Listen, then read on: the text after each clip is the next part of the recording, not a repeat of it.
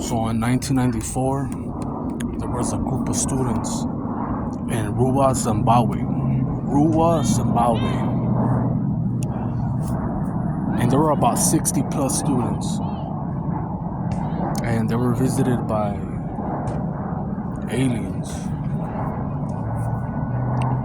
They interviewed each and single one of them, and they all described the same thing. They draw pictures. They put everyone in single rooms, and they ask the same questions. What did you see? What did you see? And the pattern that all sticks out is the telepathy. They all froze when they saw it. They saw the flying disc landed, and they saw 3 or 4 of them, all black eyes, and they didn't say shit. They communicated through their mind, and I like that. And they just came to give a warning of how we're not treating the planet correctly. We're destroying it. But I've seen a lot of movies, and I'm interested because I've had dreams about these extraterrestrials. The dreams that I had were not in this house that I live in. It's when I lived in my previous address.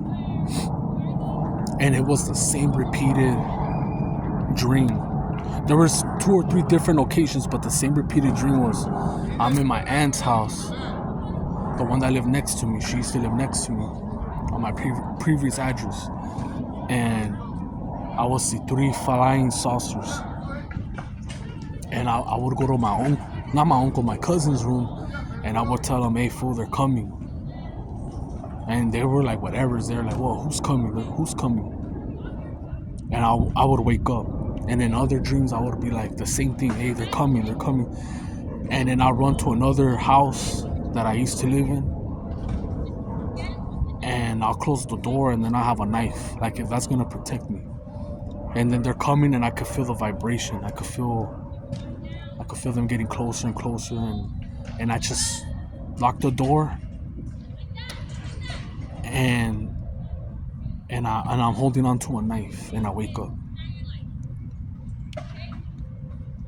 So telepathy. And The Fourth Kind, if you guys ever seen that movie, The Fourth Kind, that movie is badass. I liked it. I've seen all types of alien movies. There's also alien abduction.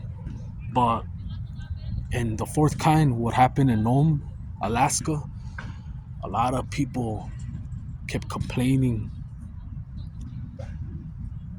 of strange things happening. And they went with a hypnosis. Her name was Abigail. I believe her name was Abigail Taylor. She would put them in hypnosis and relive and re-encounter what they went through. Now, they say it's based on true events. They have the supposedly real footage and then the acting footage. But for someone to smoke their whole family and themselves, the pattern that I saw is that they all got their spine fucked up, all of them. Even the hypnosis chick, and they had footage with a cop car. They had her under surveillance because of all the strange activities that were happening in Nome, Alaska.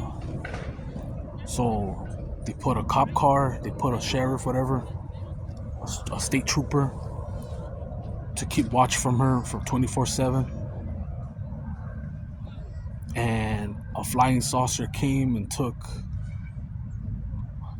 one of her daughters that was blind, and they never recovered her. The son held a grudge. The son said, hey, my mom's crazy. He ended up going with other family members, and they never were able to retrieve her daughter. They never found no foul play or nothing. To this day, she's still in this college, supposedly, or psych ward, where she's deteriorating.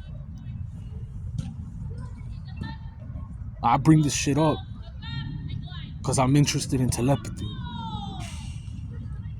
And alien abduction. Alien abduction. The movie, what happened with the lights in North Carolina. That movie didn't have that much action. There's different types of alien movies like District 9 and all that, right? But what I found it interesting is how the father that goes into that tunnel to check out what's going on, he disappears for 1 year. And then they find him in the same spot. And he has amnesia. He doesn't remember that he was even gone for 1 year. That's trippy. How? Because some people say, hey, that's not